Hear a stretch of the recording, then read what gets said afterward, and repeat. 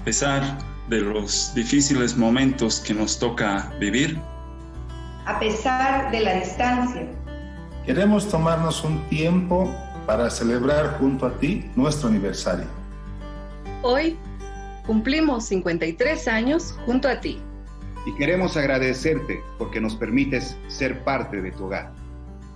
Nos permites ser parte de tus sueños y los de tu familia.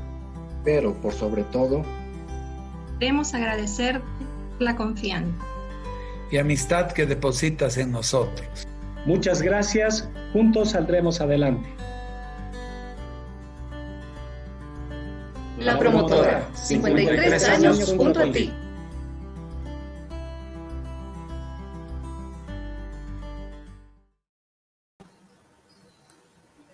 Buenas tardes, gracias a toda la gente que ya está conectada en nuestra plataforma de Facebook Live. Queremos agradecer, hoy miércoles 5 de agosto, estamos con la tercera jornada de conferencias gratuitas a través de esta plataforma. 53 años junto a ti, es el aniversario de la Promotora FB, un 2 de agosto de 1967 nace nuestra entidad. Y bueno, queremos llegar y festejar de otra forma con ustedes. Estamos separados a la distancia, pero juntos a través de este medio. Hoy estaremos con una charla muy importante, es para nosotros muy importante y es un honor contar con la presencia. Y bueno, recalcar además que es de vital importancia la conferencia, la charla que vamos a tener el día de hoy. La importancia que tiene la economía en nuestras vidas y en nuestra cotidianidad es fundamental para tomar decisiones correctas y mantener una salud financiera estable. Es por esta razón que queremos que estés informado y participando de esta conferencia. Economía, la sociedad y la empresa en el periodo de pospandemia. Agradecemos, hoy contamos con la presencia del doctor Gonzalo Chávez, profesional destacado con estudios doctorales en prestigiosas universidades en Estados Unidos, quien actualmente es director de la Escuela de Producción y la Competitividad de la Universidad Católica Boliviana en la ciudad de La Paz. Ya está con nosotros el doctor Gonzalo Chávez, por favor. Muy buenas tardes, muchísimas gracias por la introducción y por la invitación. Es un placer estar aquí con ustedes. Un gran saludo a la promotora también que cumple 54 años. Felicidades por ese logro. Y entonces entraríamos directamente a mi presentación. Les voy a compartir pantalla ahora. Un segundito, por favor, lo estoy haciendo. Muy bien, aquí estamos.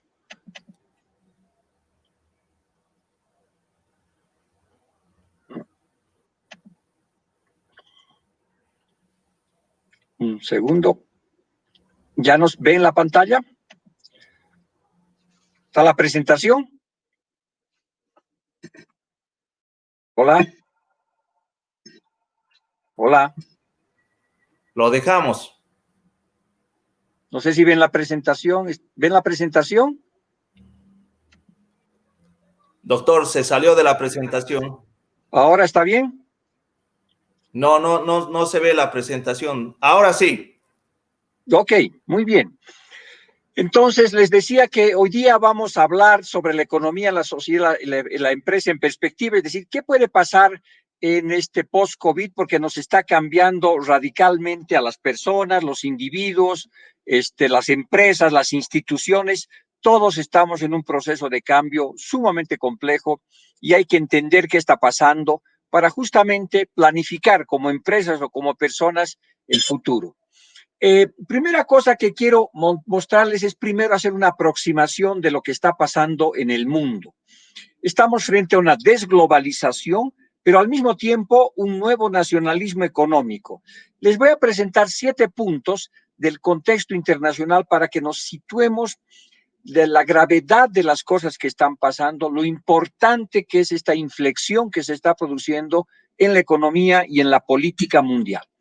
En primer lugar, no hay la menor duda que todos los países están colocando muchísimo dinero a sus economías, trillones de millones de dólares o de euros, para recuperar la economía. Están inyectando dinero. Por lo tanto, vamos a estar frente a déficits públicos elevados y, por supuesto, eso tiene demasiados riesgos sobre deudas, incumplimientos, pero no hay la menor duda que cuando la familia se enferma y cuando una economía tiene serios problemas, como es el caso de la pandemia, pues todas están aflojando la billetera y se está gastando muchísimo dinero.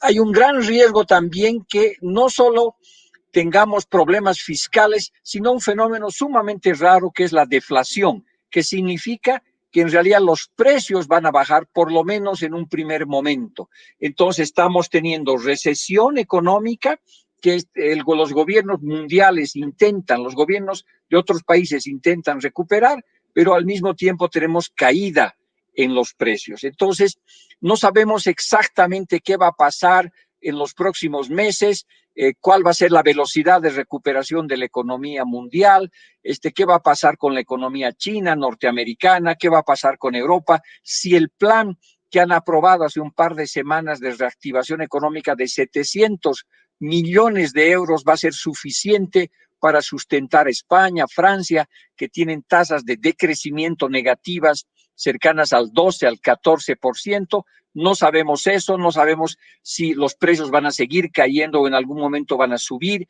Entonces hay una enorme incertidumbre en la economía mundial.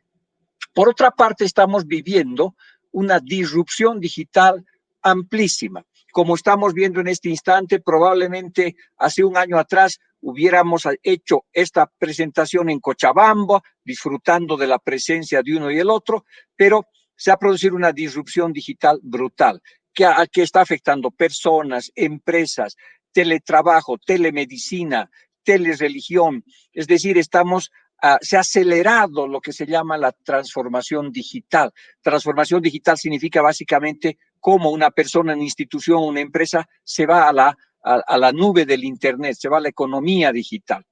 Y lo que estamos viendo también, un cuarto punto, es una especie de desglobalización, porque ahora, ¿no es cierto?, nadie quiere depender de la China. Hace meses atrás, todos los insumos médicos, las manufacturas, los productos venían de la China. Habíamos dicho, China es la gran manufacturera del mundo. Sin embargo, ahora con esta crisis, cada vez más los países están buscando, pues, nacionalismos económicos y decir, ya no vamos a depender de los chinos de barbijos, de respiradores, de camas y, por supuesto, de decenas y centenas de otros productos. Entonces, en lo real, en lo físico, en los bienes, hay un proceso de desglobalización, pero al mismo tiempo hay un proceso fuertísimo de globalización, pero en las economías digitales. Miren, nosotros estamos utilizando Zoom, que es una empresa que ha crecido brutalmente en estas semanas, meses, y así, ¿no es cierto? En cuanto en la economía real se está produciendo la recuperación de cierto nacionalismo económico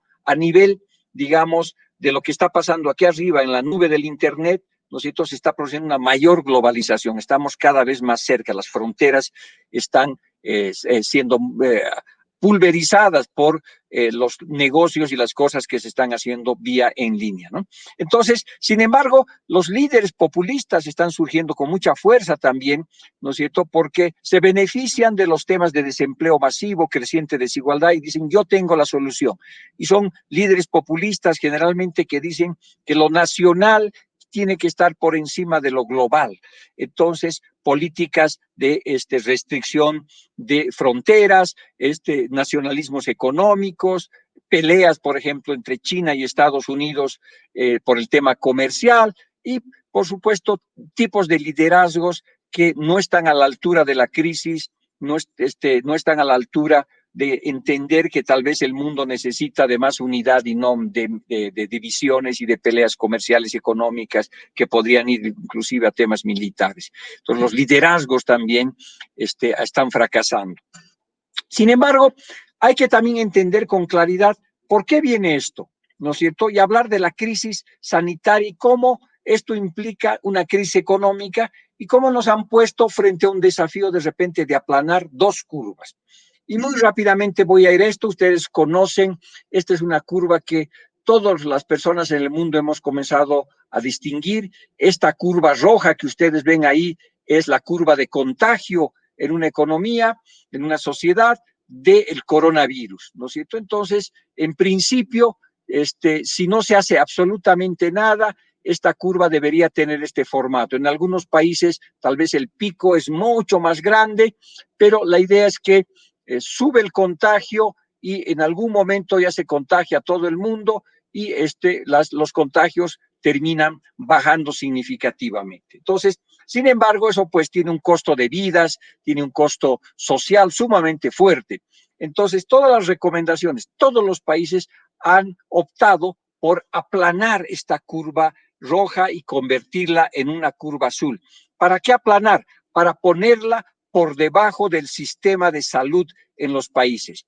Entonces, las cuarentenas fue una forma de comprar tiempo muy caro, ¿no es cierto?, en la economía, para que el sistema de salud se prepare con vacunas, se prepare con remedios, se prepare con test, se prepare con camas, con respiradores, de tal manera que evidentemente en algún momento mucha gente se va a contagiar, pero ese contagio tiene que ser aplanado para que no sobrepase el sistema de salud. Eso ha pasado gravemente en España, en Italia, en Brasil y en Bolivia. Nosotros estamos viendo la enorme dificultad que es aplanar la curva de contagios para ponerla por debajo de la curva del sistema de salud, ¿no es cierto? Y eso es sumamente complejo, ¿no es cierto? Y estamos viendo que economías mucho más poderosas que la boliviana, pues no lo han conseguido y eso ha tenido un costo en términos de la crisis económica, pero también de salud y obviamente en términos de muertes y de contagios.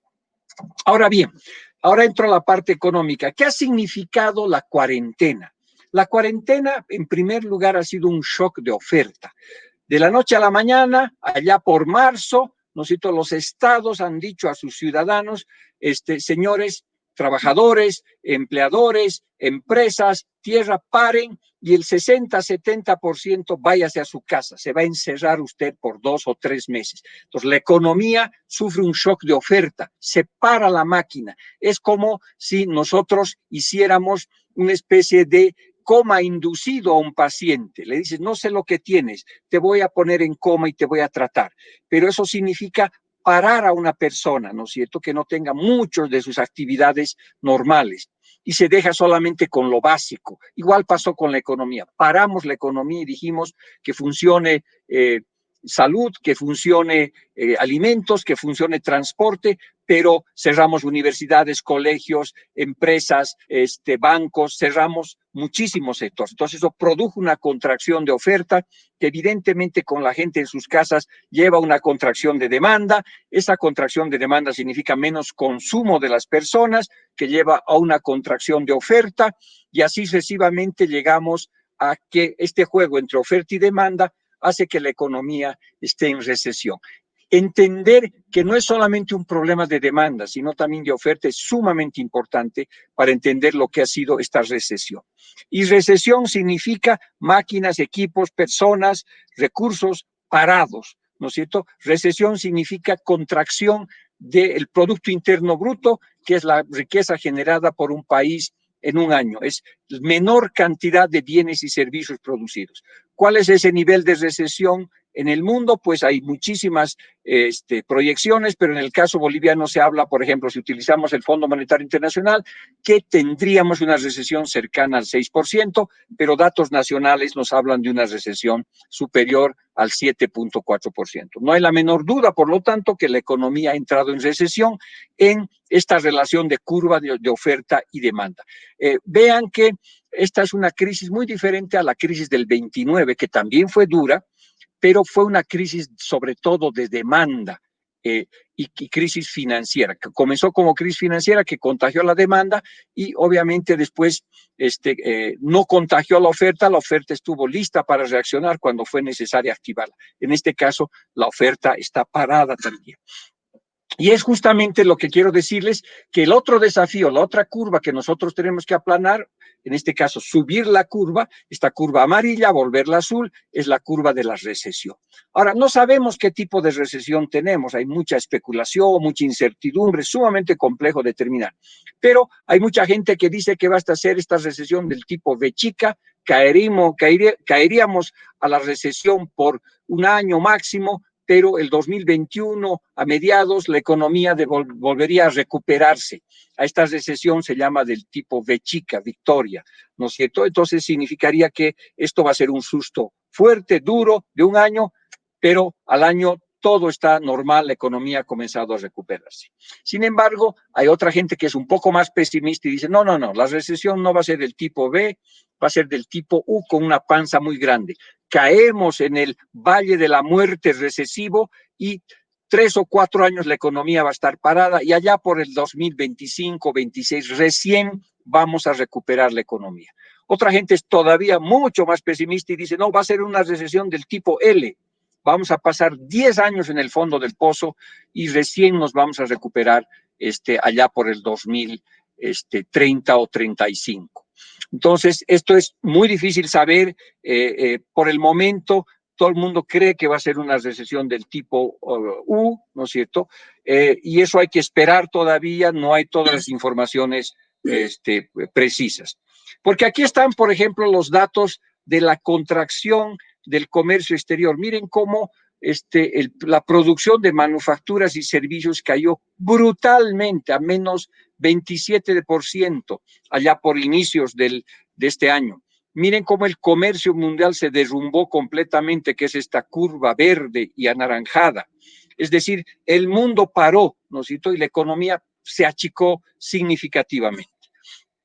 Y esto fue particularmente grave para países como Bolivia. Esto ya entro un poquitito a entrar a Bolivia, y vean cómo el precio del petróleo, el WTI, que nos sirve de referencia para el cálculo del precio del gas, en algún momento allá entre marzo y abril fue menos 37.63%. Eso significaba que si ustedes iban a una refinería, ¿no es cierto?, en el mundo, para venderte un barril de petróleo te tenían que pagar $37 para que te lo lleves. Eso significa precio negativo. Sin embargo, esto fue una caída muy grande, pero se recuperó y ahora estamos hablando de $36, $37 el barril, que ya es una situación sumamente baja y no se observa que en el sector de petróleo que a nosotros nos da a través del gas 1/3 de nuestro ingreso, pues haya recuperación significativa. Ahora bien, y eso también ha ocurrido en el mercado de minerales y en el mercado de los alimentos. Pero en ese contexto, por lo tanto, ustedes aquí pueden ver, estas son las proyecciones del Fondo Monetario Internacional que nos dicen que Bolivia crecería a 5.9 en términos negativos y que allá por el 2021 ya comenzaríamos a crecimiento de 2.2%. Esto es sumamente optimista. Los datos que están manejando a nivel del Banco Central de Bolivia hablan de una recesión que en realidad sería de menos 7.4%. Los únicos sectores que crecerían un poco sería agricultura y el sector público, pero el resto de los sectores caería significativamente. Miren cómo cae minerales, menos 31.5%, construcción casi 20% negativo, otros servicios donde están restaurantes, hoteles, etcétera, casi 18%, comercio menos 12%, transporte menos 12%, es decir, una recesión como probablemente no veíamos desde los años 80, muy fuerte, donde construcción, servicios y minerales sería el más golpeado. Entonces, en este caso, la proyección que es que va a ser muy profundo y no sabemos cuándo vamos a salir desde el fondo del pozo. Vean lo que está pasando, lo que les di en el sector externo boliviano, ¿no es cierto? Estas curvas muestran cómo exportaciones de minerales, de agricultura, de hidrocarburos están tendiendo a la baja y cae muy fuerte, inclusive cae mucho más que nuestros vecinos como Argentina, Brasil, Perú, Colombia. Los términos de intercambio se deterioran fuertemente en Bolivia. Eso significa que los precios de los productos que nosotros exportamos caen mucho más fuerte que los precios de los productos de los bienes que compramos de afuera, que importamos. En esa relación, se llama términos de intercambio, significa que estamos perdiendo y estamos perdiendo en América del Sur de una manera muy fuerte. El otro elemento también fuerte, entonces no es solamente la pandemia la que estamos viviendo, sino también estamos viviendo un shock externo negativo, es decir, se nos ha apagado el motor externo de las exportaciones. Pero esto no ocurre solamente, como enseguida les voy a mostrar, estos años, digamos, o estos meses del 2020, sino que esta desaceleración de la economía boliviana por el sector externo deprimido comienza el 2014-2015. Y eso va a ser muy importante para ver que esta crisis no surge, ¿no es cierto?, en marzo. Esta crisis se acelera y se profundiza con la pandemia, en realidad, en esas épocas. Miren la cantidad de remesas internacionales, cómo han ido bajando hasta marzo de esta gestión. Generalmente estas remesas internacionales están alrededor de 1.200 millones de dólares y ahora difícilmente van a pasar probablemente de 900 millones de dólares. Y vean cómo hasta marzo ya hay una caída fuerte de 330 a 285, tendiendo a la baja. Y por supuesto los países que más caen son España y Argentina y Brasil. Todo esto también, lo que ha pasado, como les decía, como estos problemas económicos de recesión o de desaceleración de la economía comienzan en el 2014-2015, se para el motor externo y el anterior gobierno lo que hace es usar nuestras reservas internacionales como 8.500 millones de dólares para atenuar la caída. El motor externo de la economía para y dice, nosotros vamos a mantener el motor interno de la economía funcionando y para eso no hemos gastado 8.500 millones de dólares en todo este periodo. Eso significa 4,5 millones de dólares por día. Entonces el Estado boliviano ha estado metiendo plata ya desde el 2014 y por supuesto eso ha hecho que nuestras reservas ahora sean sumamente bajas, alrededor de 6.500 millones de dólares, lo que va a ser un problema muy serio hacia adelante para la economía boliviana. Ahí ustedes ven también qué pasó con la deuda externa. La deuda externa, el 2005 era del 51%, entra el presidente Morales y recibe una lotería que es que baja la deuda externa por la renegociación, por el perdonazo que se produce. Entonces Morales entra al poder con dos loterías, la lotería de las reservas internacionales que habían crecido por el aumento de las materias primas y la lotería de una deuda externa sumamente baja que estaba alrededor de 14,5% del PIB y que ha ido subiendo sistemáticamente y ahorita estaría en torno de 28%, todavía un valor relativamente bajo y esto, digamos, en esta parte tendríamos márgenes para ver qué hacemos a futuro para reactivar la economía. Sin embargo, la deuda ha estado aumentando de 14% a como 28%. Entonces, el frente externo complica a la economía boliviana. Esta es una complicación que ya tenía varios años, ¿verdad? Y que se ha acelerado con la pandemia. ¿Qué pasó con la inflación? La inflación, como ya habíamos dicho, hay una tendencia a la deflación, está muy baja, cercana a 0,39% y las proyecciones es, por lo menos para este año, la inflación no va a ser un problema, va a estar cercana a 1,5%, la economía está en deflación. Por lo tanto, pues eso es otra prueba de la fuerte recesión, de la fuerte contracción del Producto Interno Bruto que estamos viviendo.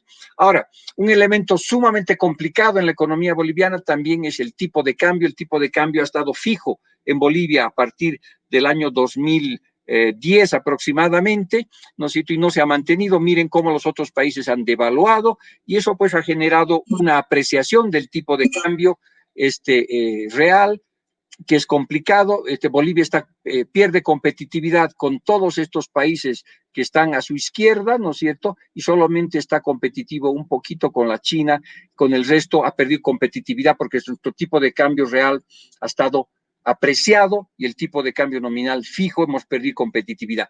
Mantener este tipo de cambio es fundamental en la economía, sin embargo, hay amenazas muy fuertes, en especial si perdemos reservas internacionales a una velocidad fuerte.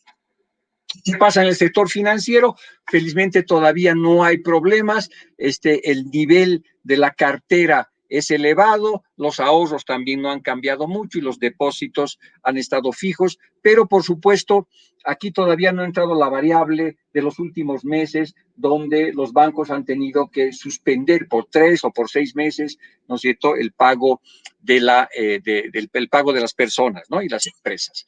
¿Qué pasa con la bolivianización? Todavía sigue muy alta, ¿no es cierto?, eso no hay problema. Y la mora también está baja, aunque como ya les había mencionado, pues hay miedo de que esta mora pueda aumentar porque las empresas y las personas no puedan pagar su crédito. En el sector fiscal las cosas son sumamente delicadas. Miren cómo la situación se fue deteriorando, no el 2020, sino desde el 2015, los ingresos por hidrocarburos en 6 años, entre el 2014 y el 2019, se contrajeron en 58%.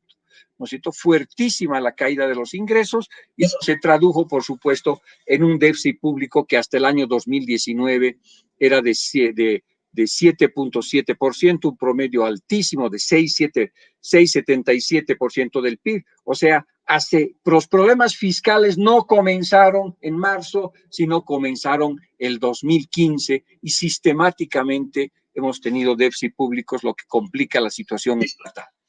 Bien, este es un poco el contexto económico: desaceleración, después recesión, pero deflación, presiones sobre el tipo de cambio, shock externo negativo y, por supuesto, desempleo que ha subido a 9.7% de 5.3%.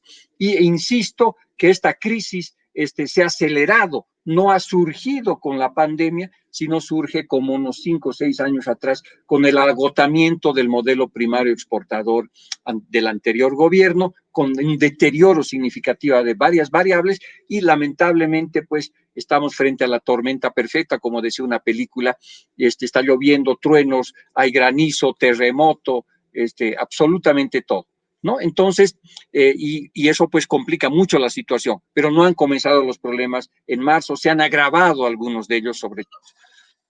Bien, entonces, quiero ya aquí, hemos hablado de la economía, del tema global, ¿no es cierto?, de la economía internacional, y ya hemos hablado un poco de los cambios que se están dando en la sociedad, pero ahora quiero volcarme al tema más empresarial, es decir, ok, esta es la situación, es sumamente compleja, ¿qué hago como empresa o qué hago como persona? ¿No es cierto? ¿Qué hacer? Cuando ocurre un desastre, decía un gran filósofo, los planes no valen nada, pero la planificación lo es todo. Entonces, si tú tenías un plan, pues cambió todo, pero no puedes dejar como empresa de planificar, porque el entorno macroeconómico está sumamente complejo. Si al entorno económico, que es complejo, le meto el tema social, que ya está difícil, el tema político, la inestabilidad electoral, pues tengo una situación sumamente grave si yo soy una empresa. Entonces, ¿qué se recomienda hacer en estos casos? Que el gerente general se convierta en el jefe explicador, en el comandante que tiene que estar y organizar una sala de guerra a la Churchill, ¿no es cierto?, o un comando ejecutivo a la Kennedy, donde estemos trabajando y analizando casi diariamente qué es lo que va a hacer la empresa frente a este entorno que es sumamente rápido y complicado. Las organizaciones van a tener que establecer protocolos de teletrabajo, de presencia, de bienestar, de motivación, de productividad. Son momentos sumamente complejos para las empresas y para las personas. Ahora bien, ¿qué tiene que hacerse con el equipo? Priorizar a los empleados, la vida de las personas, metas claras, entender que todos vamos a pasar por una transformación digital. No hay vuelta atrás. No va a acabar la pandemia y de repente todo va a volver a la antigua normalidad. La nueva normalidad impulsa a todas las empresas con diferentes escalas a una transformación digital. Por supuesto, hay que manejar bien el equilibrio entre decir, aquí no pasa nada, el coronavirus es una mentira, la crisis no existe, o decir, nos estamos muriendo, esto acaba y mejor nos suicidamos. No, hay que buscar un equilibrio entre el pánico y la negociación, hay que predicar con el ejemplo y manejar muy bien el contagio emocional dentro de las empresas. Las empresas tienen que reparar sus cadenas de suministros, ¿no es cierto?, que probablemente están rotas o bajo tensión, crear redundancias, amortiguadores, cuidar las cadenas que pueden estar afectadas por la crisis, conseguir un equilibrio entre eficiencia y fiabilidad muy importante, pensar en los consumidores, hay que seguir enamorando a los consumidores a pesar de que el negocio está cerrado, ¿no es cierto?, porque en algún momento puede haber una planificación de mayor demanda, puede haber un rebote, ¿no es cierto?, y que hay que estar preparado. Simplemente con toda claridad, la crisis va a pasar. Eso es una señal clarísima, va a pasar. Ahora, para esto tenemos que estar listos para la recuperación, tenemos que saber si va a ser del tipo V chica, del tipo L, tenemos que estar también preparados porque haya un rebrote. Entonces, va a pasar, pero hay que estar preparados para todas las posibilidades como empresas. Y sobre todo, yo quisiera concentrarme en esta exposición en el tema de la transformación digital que les decía. Porque, aunque no nos guste a muchos, probablemente el mundo ahora es el mundo se ha vuelto digital. Ustedes saben más, si ustedes se puedan imaginar la cantidad de dinero que se está generando en la economía tradicional, digamos, de intercambio de comida, de automóviles, de heladeras, de vasos, de focos y de todo lo que se está produciendo, cada vez más está subiendo aquí arriba. La economía digital mueve ahora cada vez más dinero y está superando a la economía física. De hecho, las 4 o 5 empresas más importantes del mundo ya no son, ¿no es cierto?, General Motors o la Coca-Cola o Ford, ¿no es cierto?, es Google, es Apple, y estamos hablando de dimensiones de trillones de millones de dólares. Entonces se está reconstruyendo aquí una economía que es sumamente difícil porque las calles van a ser los conciertos van a ser, los partidos de fútbol ya son los clientes van a ser los trabajadores son estamos haciendo este trabajo ahorita, por ejemplo, de manera ¿no es cierto?, en línea. Y por lo tanto estamos frente a una disrupción digital brutal que nos va a llevar por delante si es que no estamos preparados como empresas, como personas, como instituciones. Nos van a comer, ¿no es cierto?, así de simple.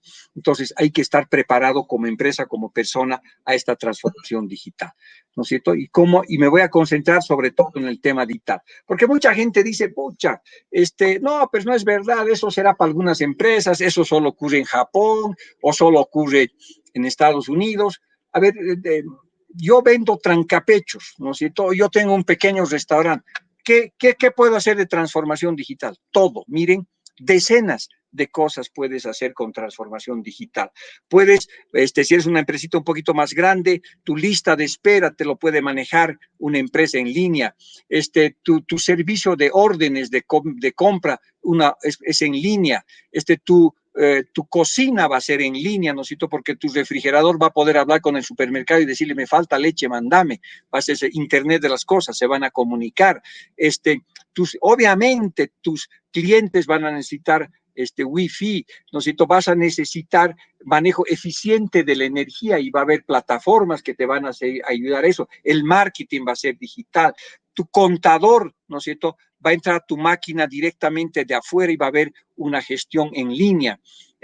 Vas a tener que tener en tu restaurante una página web, ¿no es cierto? Vas a tener que comprar software, tienes que tener la lealtad de tus consumidores, tiene que ser mucho más fuerte, toda vez que te tienes que acordar de los cumpleaños de tus consumidores más importantes, mandarles el día de su cumpleaños su trancapecho para que estén felices, ¿no es cierto? Vas a tener, y eso te lo va a hacer un software, tus teléfonos van a ser inteligentes, tu sistema de música va a ser inteligente, tu manejo de inventarios va a ser inteligente, la reserva que hagas por plataforma va a ser inteligente, las obras que mantengas de lo que lo puedes manejar a través de un sistema de recolección de comida que ya no se come para que llegue a otros lugares o para otras familias, etcétera. Entonces, miren, en un negocio que es un pequeño restaurante, que uno dice, pero ¿qué puede transformarse en un restaurante en línea?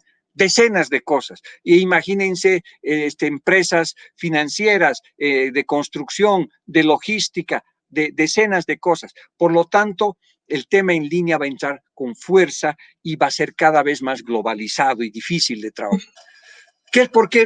¿Qué es la transformación digital? La transformación digital es estar centrada en el cliente. La transformación significa ver mucho los datos.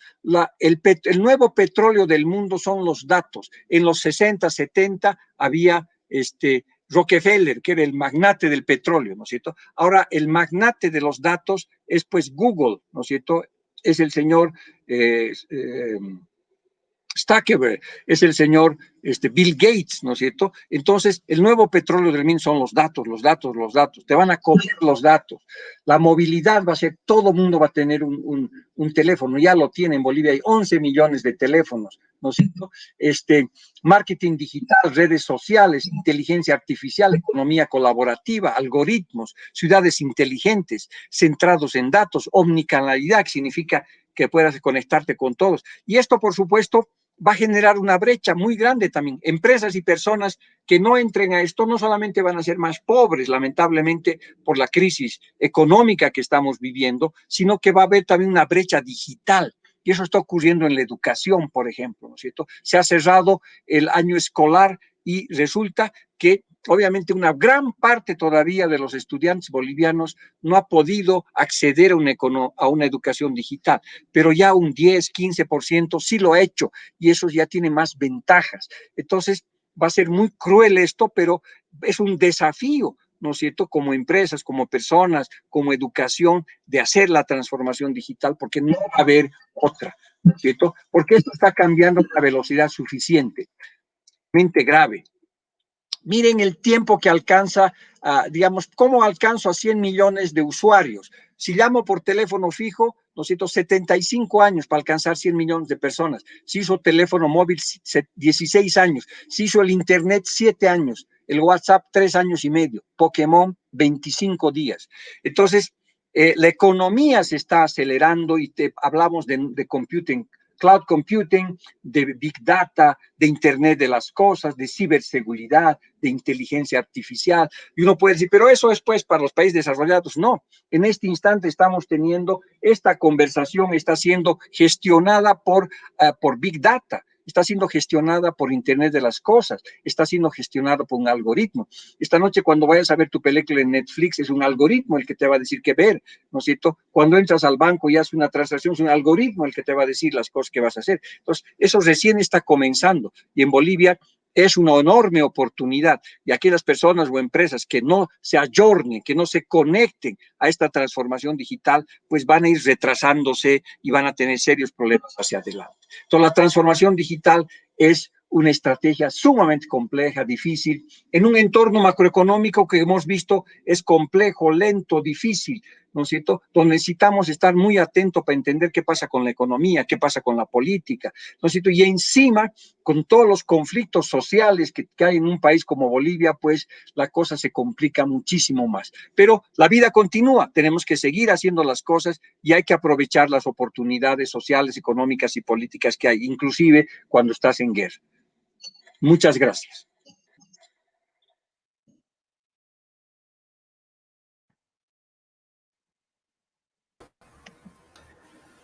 Muchas gracias, doctor. Realmente la presentación que nos ha dado hoy día, esta charla, esta conferencia magistral, realmente deja aclarada muchas dudas y un espectro nuevo de lo que viene a partir de ahora en adelante.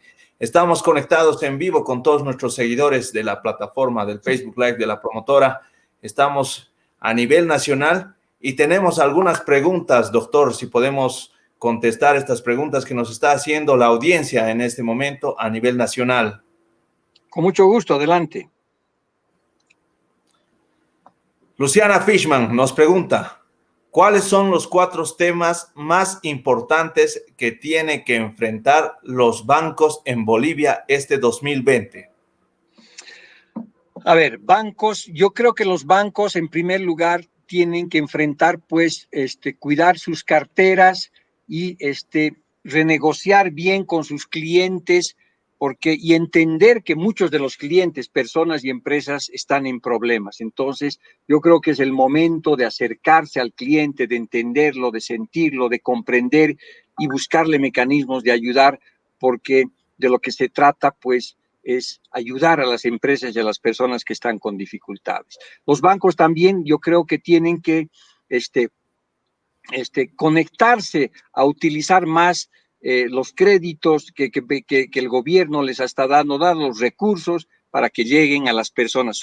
En este momento de crisis, los bancos son como las venas del cuerpo, entonces tienen que permitir, necesito que nueva sangre financiera entre un cuerpo que ha sido duramente golpeado y por lo tanto tienen esa función de apoyo, ¿no es cierto?, trascendental en los próximos meses. Además, los bancos también, por supuesto, tienen que cuidar mucho de los ahorros de la gente, ¿no es cierto?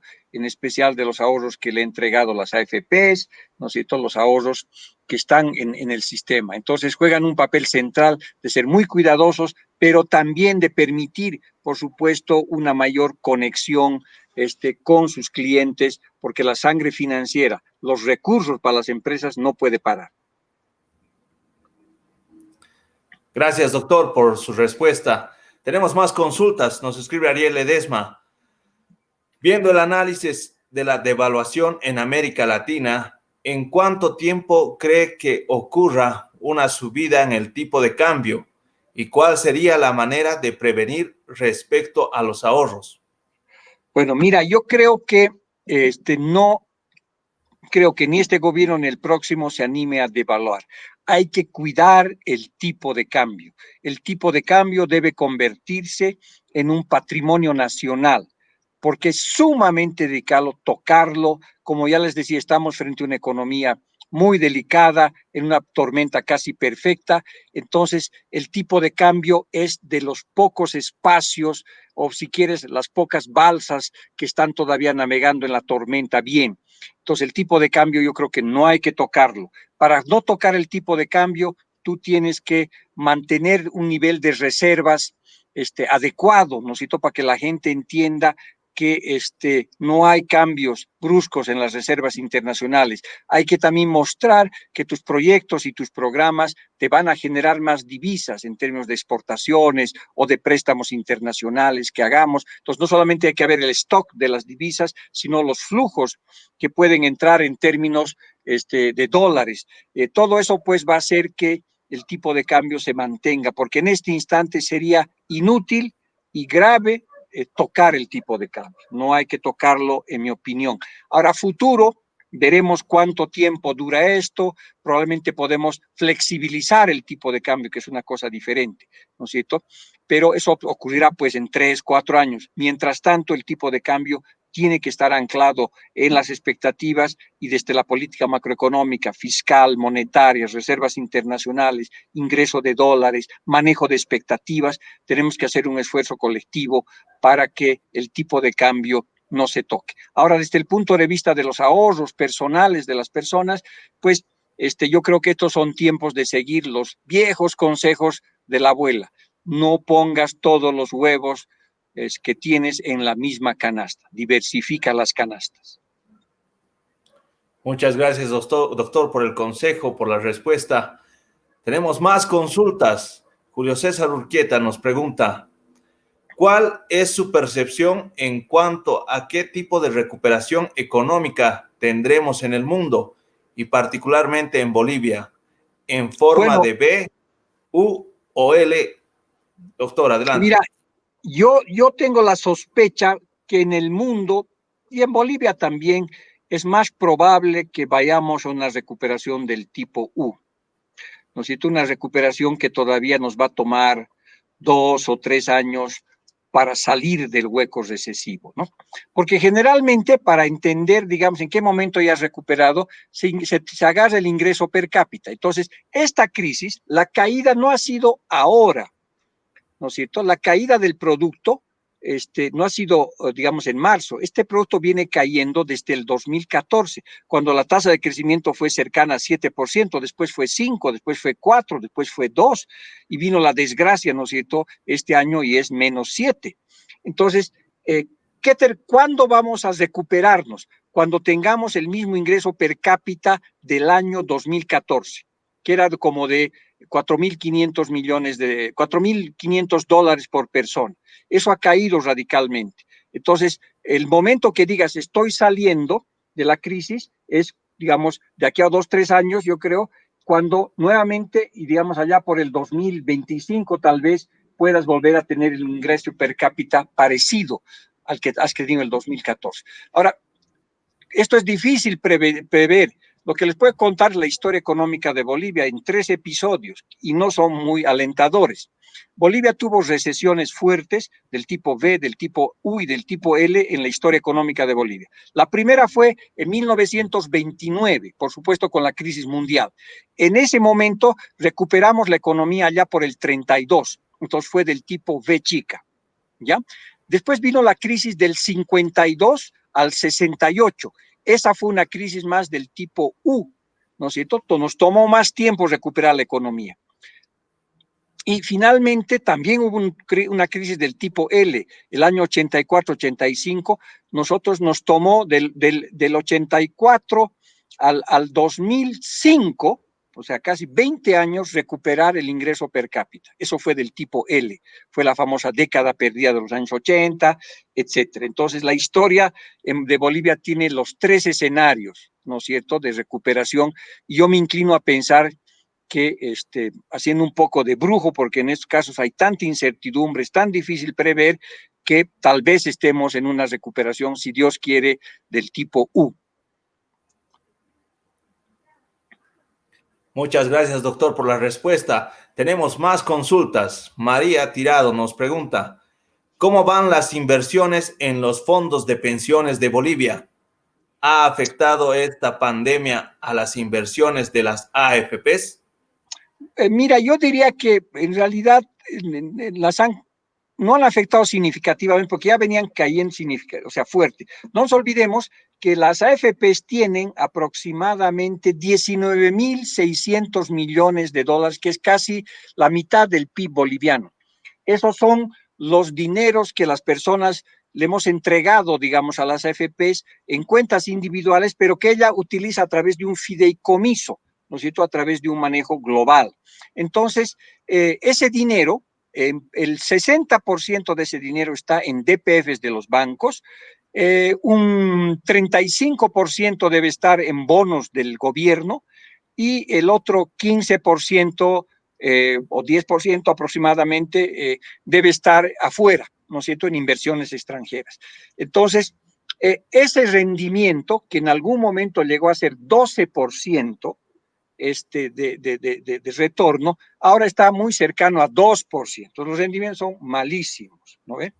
No solamente que los rendimientos son malos en el sistema de pensiones, sino que hay un vacío institucional. Hace 7 años han creado la gestora pública y todavía no hemos podido pasar los recursos de las 2 AFPs privadas que había a esta gestora pública por millones de problemas. Entonces hay problema institucional, hay problema de rendimiento, hay un problema serio también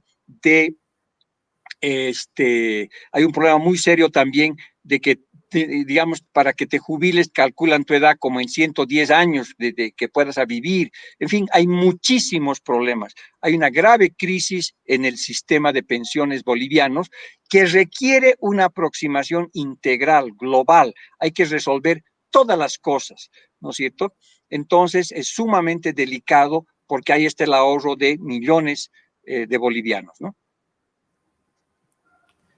Muchas gracias, doctor, por sus respuestas. Más consultas de nuestro público que está conectado. Boris nos pregunta, Gonzalo, ¿tú crees que el boom de la construcción ha llegado a su fin con esta pandemia? Mira, los datos tú sabes que hasta el año 2017 aproximadamente, la tasa de crecimiento del Producto Interno del sector de la construcción, que era casi el doble del crecimiento del PIB. En algún momento allá por el 2010, 2011, el PIB de la construcción creció al 10%, en cuanto el PIB de Bolivia crecía al 4, 5%.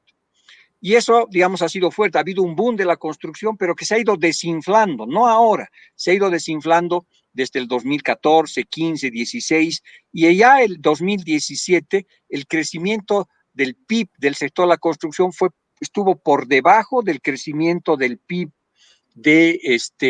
nacional, ¿no? Y esto se ha agravado significativamente en estos días de la pandemia, y como mostraba para el 2020 se espera de un decrecimiento del sector de la construcción en menos 20%.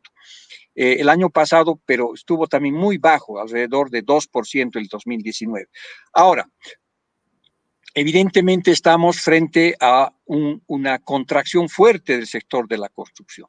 Ahora, también, digamos, para no deprimirlo a Boris, se puede decir que si hay algún sector que más rápidamente podría salir de la crisis es construcción, porque generalmente se invierte, se gasta mucho en este sector, porque este sector tiene un gran multiplicador interno, sus cadenas son nacionales, entonces los ladrillos, el cemento, los trabajadores, muchos empleados, entonces muchas veces la política pública que hace el gobierno se foca en términos de el sector de la construcción, por su efecto multiplicador es rápido y entonces es probable que se invierta mucho en ese sector porque es un sector que se va a recuperar rápidamente. Gracias, doctor. Tenemos mucha gente conectada y hay varias preguntas. Vamos a ir con unas 2 preguntas más. Doctor, por favor, sabemos que su tiempo es oro. Daniel nos pregunta, ¿usted considera que aliviar la presión fiscal podría ayudar a la recuperación de la economía boliviana? Bueno, si pudieras, eres mago si puedes hacer eso, ¿no es cierto? Porque en realidad lo que está ocurriendo ahora es más bien una reducción de impuestos. Los ingresos del Estado están cayendo significativamente. Han visto que el 60% de los ingresos de carburo han caído, ¿no es cierto? Y obviamente con la recesión hay menos ingresos y por lo tanto lo que tú vas a tener en los próximos años es más déficit público, ¿no es cierto? Entonces, y eso no lo vas a poder evitar, porque necesitas meter dinero a salud, a educación, a construcción, para que no se termine de desplomar. Entonces, es muy difícil pensar que bajarle la presión fiscal a la economía, ¿no es cierto? Porque al contrario, yo creo que en los próximos años, más bien el déficit público va a ser elevado, y hay que ver más bien que sea un buen déficit, que no sea simplemente en gastos, sino que sea en inversiones, para que a futuro se recupere, ¿no? Gracias, doctor. Mucha gente conectada. Ronald nos hace una pregunta. Las recesiones económicas pueden generar conflictos internacionales, incluso bélicos. ¿Cómo cree usted que las potencias internacionales afrontarán la salida de la crisis que se avecina? Gracias, Ronald. Mira, yo creo que a nivel internacional también se está produciendo, hemos dicho, se está produciendo una desglobalización de la economía tradicional y una hiperglobalización de la economía digital, ¿no es cierto? En ese contexto estamos viendo el surgimiento de nacionalismos económicos y una reconfiguración también del mundo, ¿no es cierto? Donde caminamos, yo creo, a una bipolaridad. El mundo hasta hace unos 5 o 10 años atrás era multipolar en términos económicos. Tenías Estados Unidos, tenías China, tenías Brasil, tenías Europa como polos económicos, ¿no es cierto? Entonces, y en términos estratégico-militares tenías una fuerte presencia de Estados Unidos, casi un mundo unipolar. Ahora eso está cambiando fuertemente, ¿no? Estamos encaminados a un mundo bipolar, tanto desde el punto de vista económico como estratégico militar.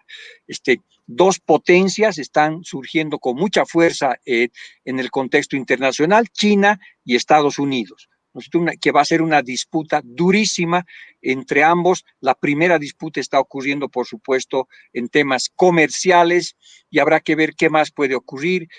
Y obviamente son 2 potencias con potencial nuclear y en términos estratégicos, Dios quiera, pero que no sea así, pero puede haber, ¿no es cierto?, también conflictos armados fuertes. Y obviamente Europa intentando todavía tener un papel importante, felizmente está intentando resolver su crisis unida porque había muchas ganas de hacer explotar la Unión Europea, ¿no?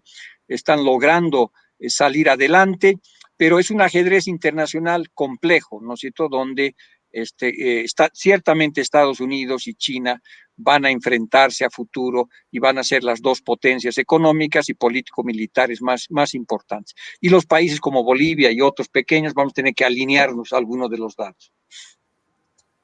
Así es importante, doctor. Tenemos de nuevo otra consulta. Siendo que hay muchos sectores que han sido seriamente afectados, ¿a qué sectores deberíamos enfocar la otorgación de créditos? Bueno, mira, yo creo que gracias, Ariel, por la pregunta, porque, a ver, no hay salida económica, técnica para esta crisis. No es, ¿saben qué? Llamen a los mejores economistas del planeta y de repente hay una receta mágica que impulsando primero al sector de la construcción o después al sector de alimentos, las cosas van a comenzar a funcionar automáticamente. No hay salida solamente técnica para esta crisis, es sobre todo una salida política. Y en cuanto no se pongan de acuerdo, ¿no es cierto?, las fuerzas básicas del poder político en Bolivia, no va a funcionar. En este instante, Bolivia, la economía boliviana está en coma, está en la unidad de terapia intensiva y está entubada. Y a la unidad de terapia intensiva ha entrado la suegra, el papá, la mamá, el primo, los familiares, los amigos, sectas religiosas, todos han entrado y hay un desmadre en la unidad de terapia intensiva, no nos entendemos. Entonces, el médico quiere hacer una cosa, pero no lo dejan, en fin, en cuanto no haya una estabilidad política básica, es muy difícil hacer cosas. Y una de las cosas que se tiene que hacer es priorizar, es decir, ¿a quién ayudo primero? Porque ahorita estamos frente a conflictos políticos, pero también van a aparecer conflictos económicos. Todo el mundo dice, a mí primero, yo soy de tal sector y he sido el más duramente golpeado. No, yo he sido el más golpeado, ¿no es cierto? Porque yo he estado cerrado 3 veces. No, yo he sido, mi región ha sido, mi grupo, mi sector. Entonces, ese conflicto distributivo es muy duro y tú necesitas acuerdos políticos básicos para decir, ok, miren, en principio, al primer sector que debíamos ayudar es, digamos, construcción. Después, ciertamente, servicios como restaurantes, como bares, como servicios de diferente tipo, ¿verdad? Hola, ¿me ven? Sí. Sí. Entonces, pero eso es un acuerdo, ese es un pacto. Porque ahorita, como te digo, todos los parientes quieren, pues, llevarse una parte ya del cadáver, ¿no? Entonces, te tienes que organizar y decir, ¿a quién doy primero créditos? Yo puedo decirte que técnicamente es bueno para el sector de la construcción porque tiene mayor impacto en la economía. Te puedo decir que hay que ayudar al sector de servicios, digamos, de restaurantes, hoteles. Eso técnicamente debería ser así. Pero voy a poder implementar, no lo sé. Va a depender justamente de acuerdos políticos. Por eso es tan importante algún pacto por la vida, porque en el desmadre que hay ahorita en la sala del UTI, donde está el cuerpo de la economía boliviana agonizando, y en el desorden del demonio que hay, no hay receta, no hay médico, no hay cura mágica, ¿no es cierto? Necesitas cierto orden para priorizar, para trabajar, porque esto va a ser largo, no es de la noche a la mañana, va a tardar, va a tomar tiempo, necesitas priorizar muchas cosas. Doctor, muchas gracias. Realmente estamos con mucha audiencia. Queremos agradecer a toda la gente que se ha conectado. Algunas preguntas más, doctor. Por favor, tenemos acá Rudy, nos pregunta, ¿cuánto afectaría o beneficiaría al sistema financiero una posible devolución por parte de los aportes a las AFPs?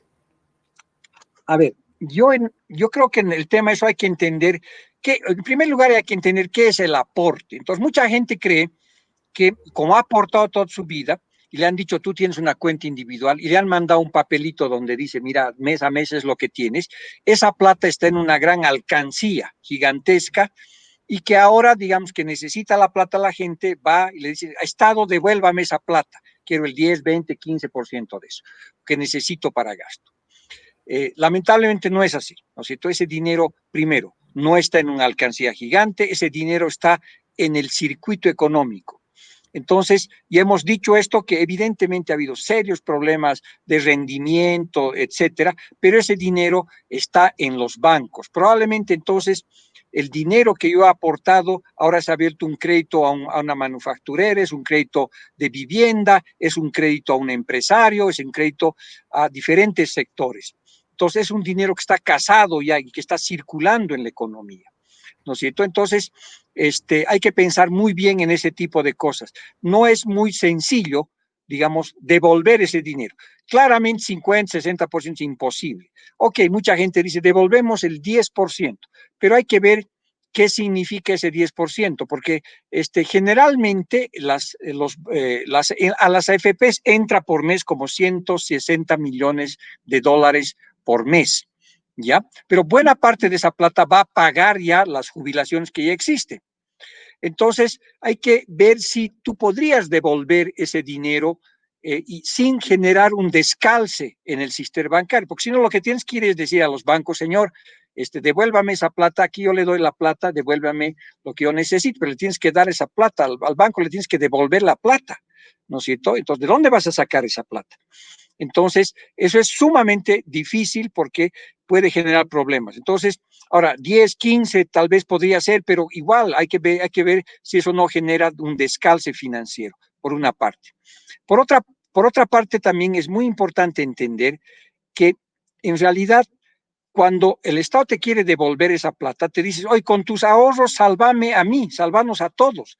Pero yo, señor, yo he ahorrado 20 años y ahora usted quiere devolver mi plata para que yo sobreviva, ¿no es cierto? El Estado tiene la obligación, ¿no es cierto?, de defender a todos sus ciudadanos, porque además es la plata de 2,5 millones de personas, cuando hay 7 millones de personas que trabajan. Hay mucha gente que nunca ha contribuido al sector de pensiones. Entonces ahora le piden que un grupito pequeño lo haga, ¿no es cierto? Un tercio de la gente diga, ponga la plata. Porque además, ¿qué va a pasar con esa plata? Es otra cosa. ¿Cuántas personas la van a dedicar al consumo?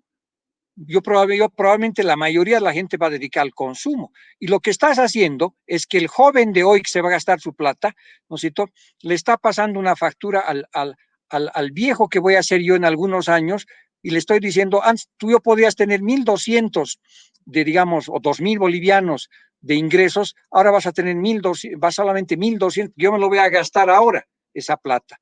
Ahora, por supuesto que esa plata podría ser mejor aplicada, pero ¿dónde? En Bolivia, ¿acaso hay un sistema económico financiero, bolsa de valores, donde uno puede invertir y tener mejor rendimiento que 2 por 3%? Me dedicaré al comercio, tal vez, probable, pero eso va a ser un grupo pequeño.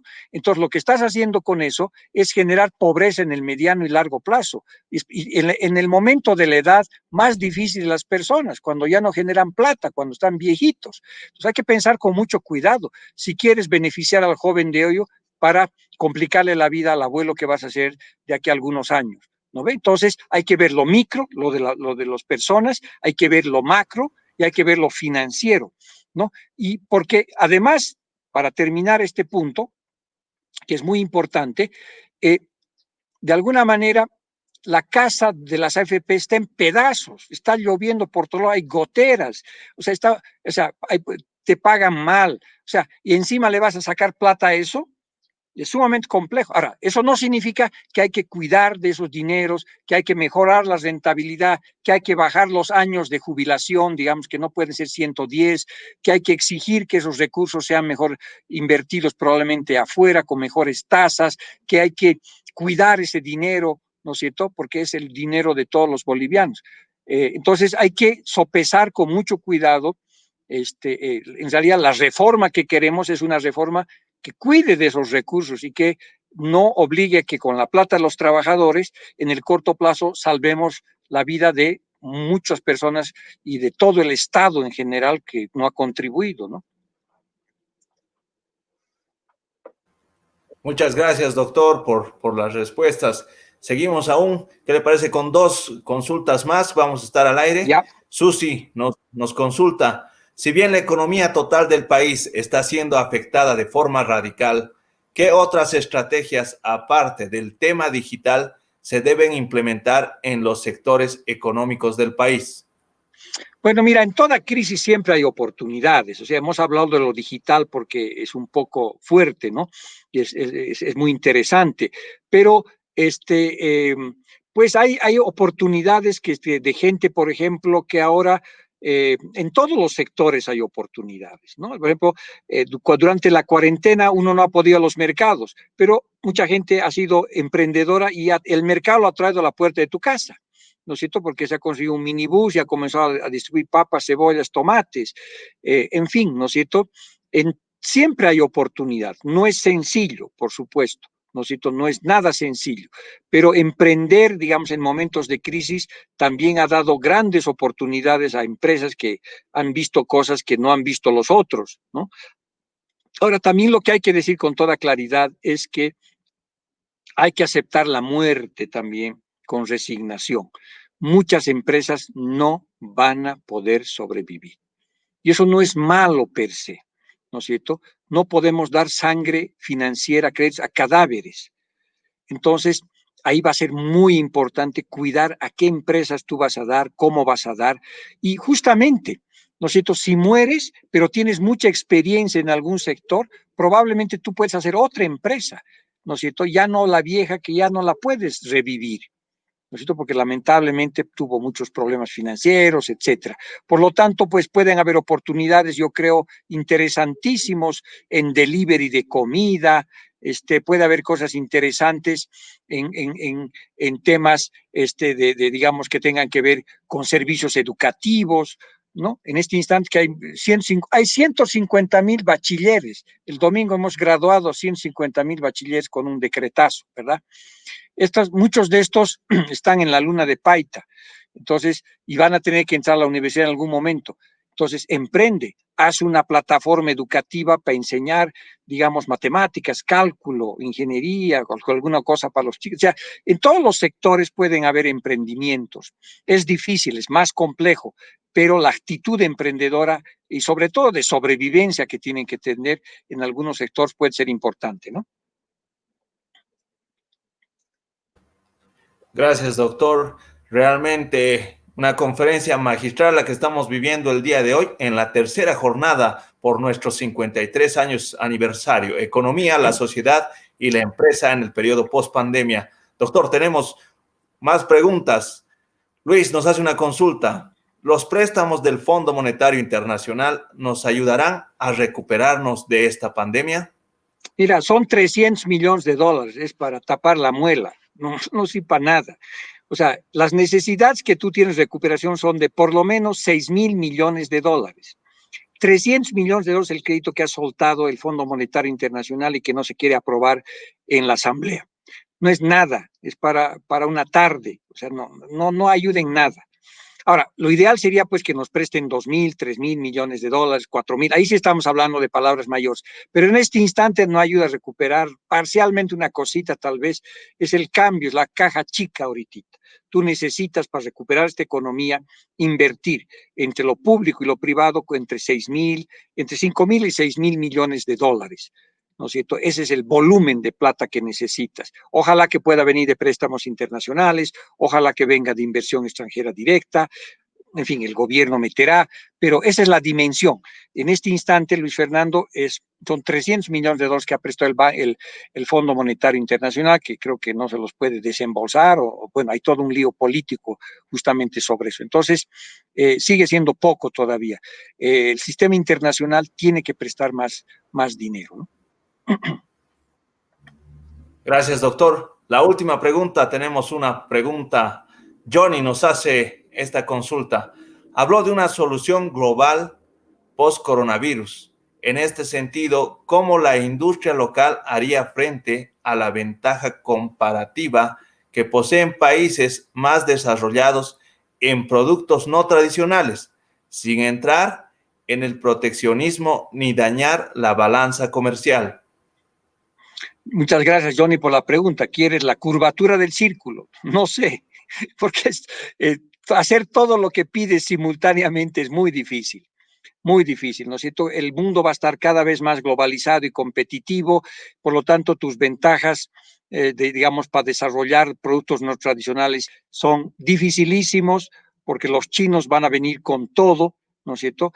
Y van a seguir vendiéndonos, entonces ahí tienes un problema serio y obviamente habría que comenzar a pensar cómo no dañas la balanza comercial. Necesitamos más bien, o sea, ¿qué va a pasar? Los chinos te van a querer seguir vendiendo todo y tú tienes muy pocas cosas que exportar. Por el momento tienes gas, tienes minerales, tienes soya, en algún momento podría ser turismo, pero hay que pensar en otras cosas.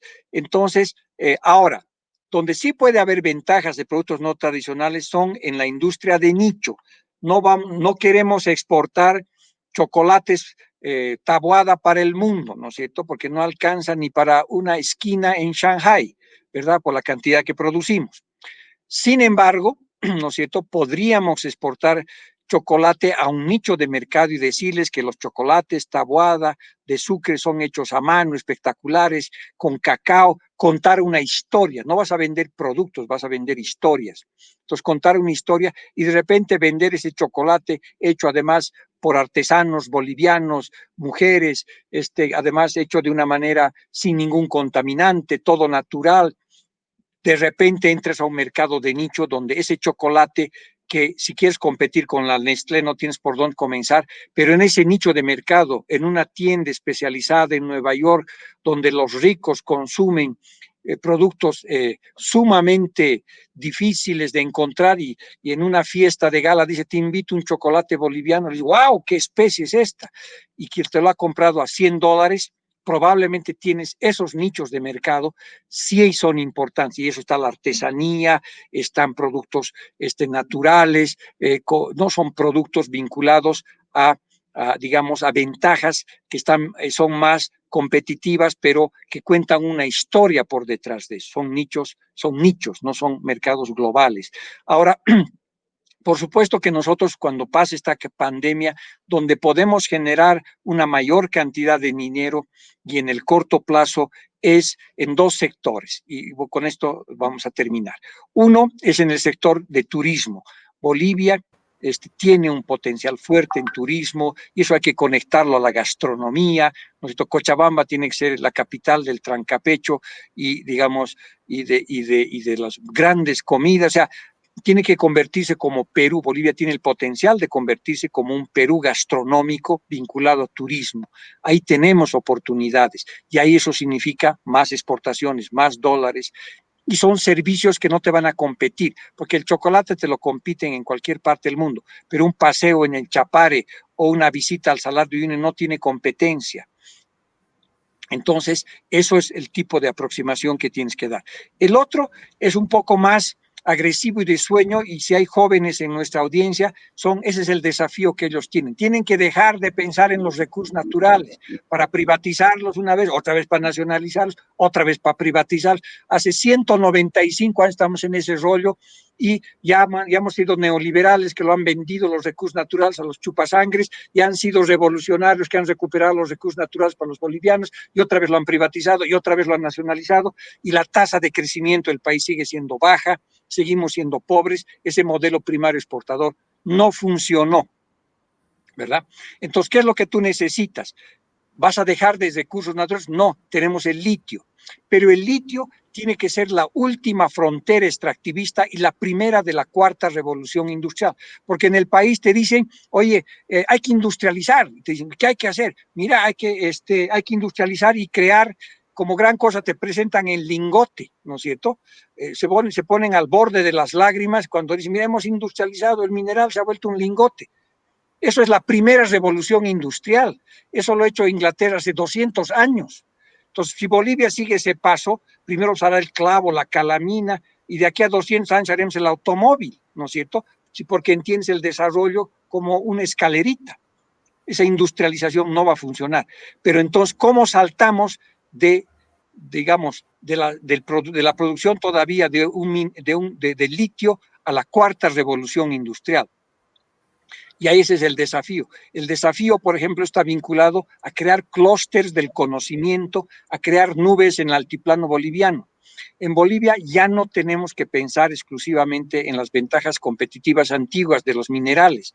Tenemos que pensar en las nuevas ventajas competitivas del siglo XXI, de la cuarta revolución industrial, que sobre todo es viento, frío y sol, energías alternativas, ¿no es cierto? Entonces, lo que hay que hacer es que en el altiplano boliviano, al lado del Salar de Uyuni, o cerca, a 4.000 metros de altura, en un frío del demonio, llevemos servidores de Google, ¿no es cierto? Y esos servidores de Google utilicen baterías en la noche para recargarse.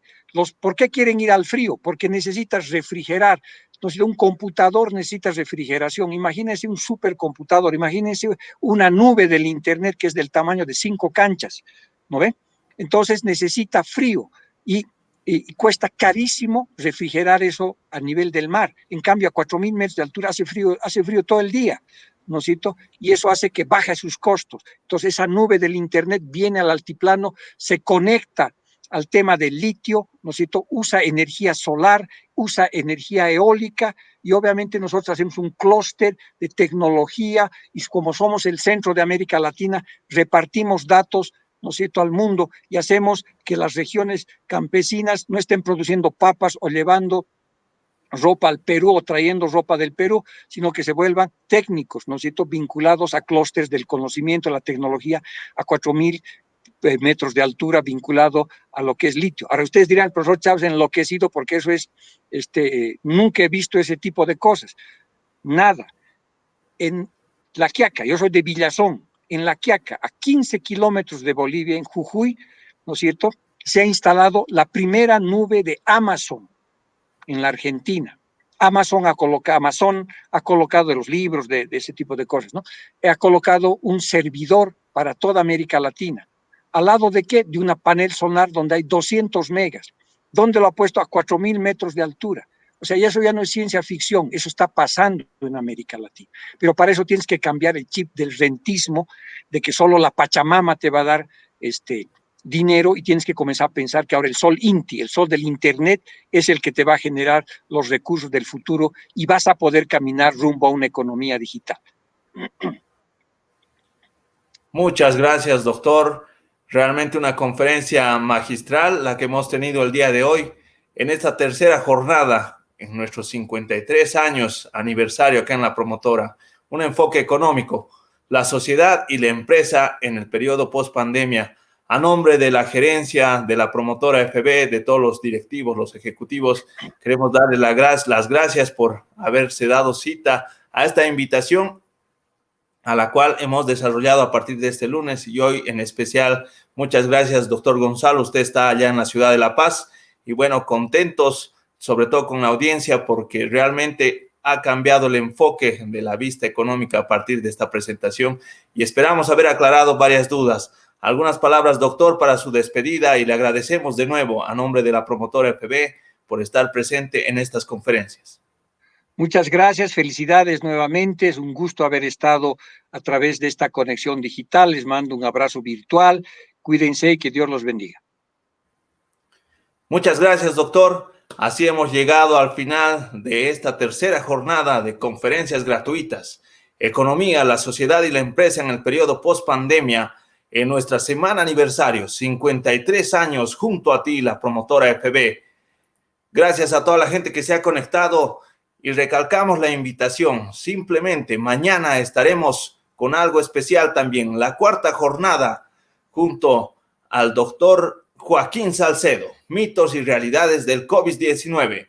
Muchas gracias por haber estado conectados a nuestra plataforma, y será hasta pronto. Mañana nos vemos en la misma hora, a las 17:00, acá en la plataforma de la promotora FB. 53 años junto a ti.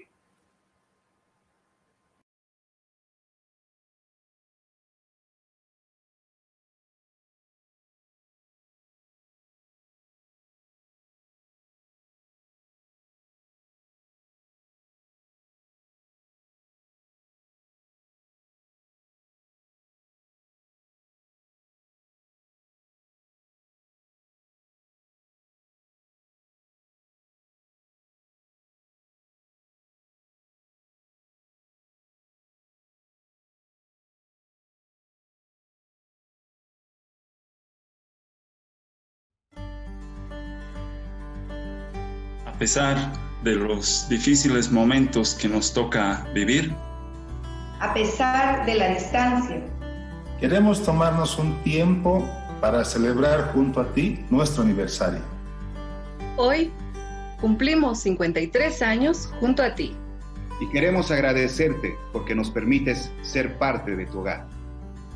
Nos permites ser parte de tus sueños y los de tu familia. Pero por sobre todo, queremos agradecer la confianza y amistad que depositas en nosotros. Muchas gracias, juntos saldremos adelante. La promotora, 53 años junto a ti.